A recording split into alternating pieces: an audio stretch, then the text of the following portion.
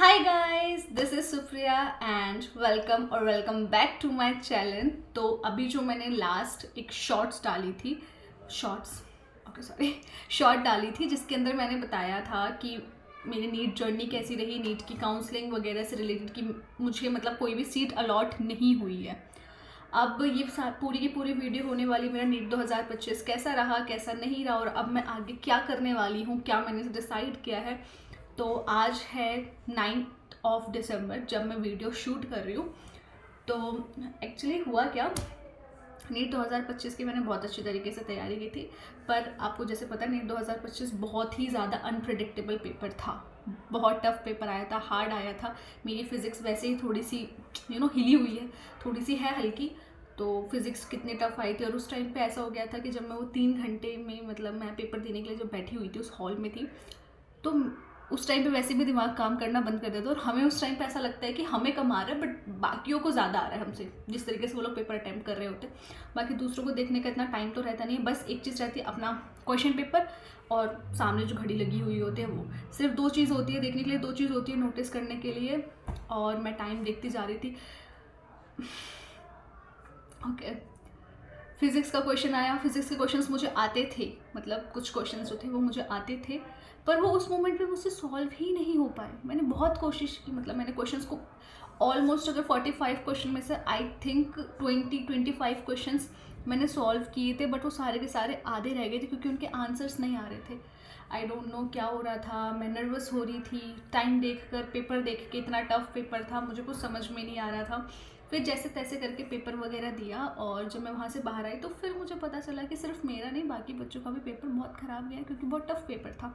सारे बच्चे इसी टॉपिक से रिलेटेड अपने पेरेंट्स से बात कर रहे थे, एक दूसरे से बात कर रहे थे और ये सब कुछ हुआ। उसके बाद उसके बाद बहुत सारे टीचर्स की वीडियो आई थी कि इस बार कट ऑफ बहुत लो जाने वाली है, आपको हाई रैंक पर भी कॉलेज अलॉट हो सकता है, चाहे वो MBBS के लिए हो, BDS के लिए हो या फिर हमारी BSc नर्सिंग के लिए हो।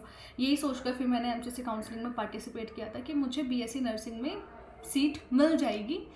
ये सोचा था कि मिल जाएगी, तो फिर मुझे लगा चलो भाई मिल जाएगी, let just come in the counselling के अंदर फिर मैं आई और फर्स्ट राउंड हो गया, मुझे कोई सीट अलॉट नहीं हुई। मैंने कहा चलो ठीक है, कोई बात नहीं, लेट्स जस्ट टू होप कि भाई आगे आ जाएगा, आ जाएगा। सेकेंड राउंड काउंसलिंग हुई, मुझे दोबारा कॉलेज कोई भी सीट अलॉट नहीं हुई। थर्ड काउंसलिंग हुई, मुझे फिर दोबारा सीट अलॉट नहीं हुई। और ऐसे ही मैं बहुत ज़्यादा डीमोटिवेटेड होती गई और एक पॉइंट ऐसा गया था जिसमें मैं बहुत डिप्रेशन में चली गई थी क्योंकि मुझे सीट कोई अलॉट नहीं हो रही है। मैं आगे क्या करूँ क्या नहीं करूँ, मैं तो बीच में फंस गई क्योंकि मैं नीट 2026 की भी तैयारी नहीं कर रही थी और मैं ना ही करना चाहती थी क्योंकि मुझे थोड़ी सी उम्मीद थी कि हो जाएगा। फिर उसके बाद हमारे पास ये जो स्ट्रे राउंड काउंसलिंग हुई थी उसके अंदर भी सीट अलॉट नहीं हुई और फिर आ गया हमारा स्पेशल स्ट्रे में इस बार बोला जा रहा है कि 50K की शायद सिक्योरिटी मनी पेबल नहीं है। अगर पे नहीं करनी होगी तो फिर मैं ज़रूर काउंसलिंग में पार्टिसिपेट करूँगी। अगर 50,000 हमें देने पड़ेंगे काउंसलिंग कराने के लिए, फिर मैं स्पेशल स्ट्रे में बिल्कुल भी पार्टिसिपेट नहीं करने वाली हूँ। अब मैं इतनी ज़्यादा डिमोटिवेट हो चुकी थी सब कुछ।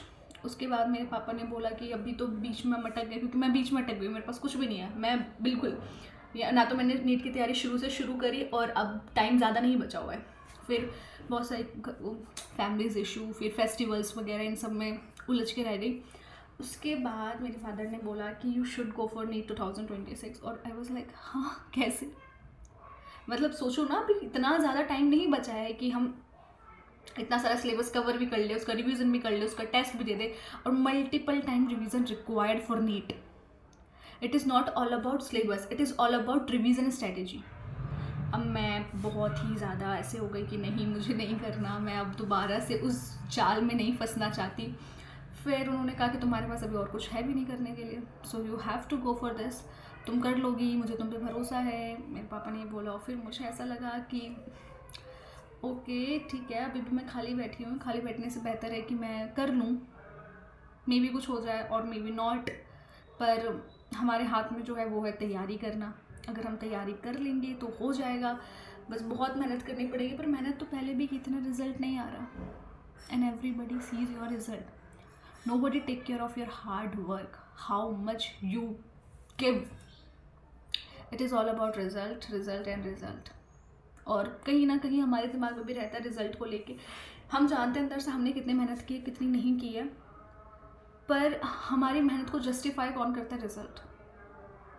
And if result is not in your हक, इन योर वर्ड भी नहीं आ रहा है, I am so sorry for that. पर अभी मुझे तो अभी जो मैं आगे करने वाली हूँ वो नीट 2026 की तैयारी करने वाली हूँ। मैं अभी बिल्कुल ज़ीरो पर हूँ। पहले जो पढ़ा हुआ है वो पढ़ा हुआ है, पर अभी मैं बिल्कुल ही ज़ीरो पर हूँ। मैंने एक भी चैप्टर नहीं पढ़ा है। मतलब कुछ चैप्टर्स हैं बायोलॉजी के जो मैंने शुरू कर दिए हैं, और फिज़िक्स के। केमिस्ट्री अभी मैंने शुरू नहीं की है, थोड़ी सी शुरू की थी ऑर्गेनिक, क्योंकि मेरी ऑर्गेनिक थोड़ी सी वीक है। तो अब मैं सोच रही हूँ कि मैं अब उसके लिए एक स्ट्रेटेजी वीडियो बनाऊँ कि किस तरीके से मैं अपना सिलेबस कवर करने वाली हूँ, टेस्ट देने वाली हूँ, मल्टीपल टाइम रिविजन्स करने वाली हूँ। उसके लिए भी एक वीडियो मैं आप लोगों को अपलोड करूँगी। आप लोग ज़रूर देखेगा, और आप लोग प्लीज़ प्लीज़ प्लीज़ मुझे बहुत सारे सजेशंस दीजिएगा कि आगे क्या करना बेहतर है, क्या करना नहीं है, किस तरीके से करूं। अगर आप भी मेरी जैसे सिचुएशन पे हैं तो आप कौन सा स्टेप उठा रहे हैं, आप क्या करने वाले हैं। I just want your support and mine hard work. आप लोग भी बहुत बहुत बहुत ज़्यादा कोशिश कीजिए। मैं उम्मीद करती हूँ हम सभी का नीट क्लियर हो, हम सभी को वो मिले जो हम चाहते हैं। We will capable for MBBS, BDS, BMS and of course BSc nursing, जो भी हमारी प्रायोरिटीज़ हैं। अब आगे क्या होने वाला है, क्या नहीं होने वाला, वो तो हमने देखा नहीं है। ये जो टाइम है इसमें बस मेहनत करनी है। तो मैं आगे किस तरीके से प्रिपेयर करने वाली हूँ, सारी की सारी जो बातें मैं आप लोगों से शेयर करूँगी थ्रू आवर वीडियो। आप लोग प्लीज़ इसको ज़्यादा से ज़्यादा शेयर कीजिए, लाइक कीजिए, और मुझे कमेंट्स के थ्रू बताइए कि मुझे इस टाइम पर, इस मोमेंट पे क्या करना मेरे लिए बेहतर है, क्या करना मेरे लिए बेहतर नहीं है। मैं वेट करूँगी आप लोगों के सजेशंस का। सो ये वीडियो यहीं तक, अब मिलते हैं नेक्स्ट वीडियो में। तब तक के लिए bye bye, take care and thank you for watching my video. Okay, love you guys.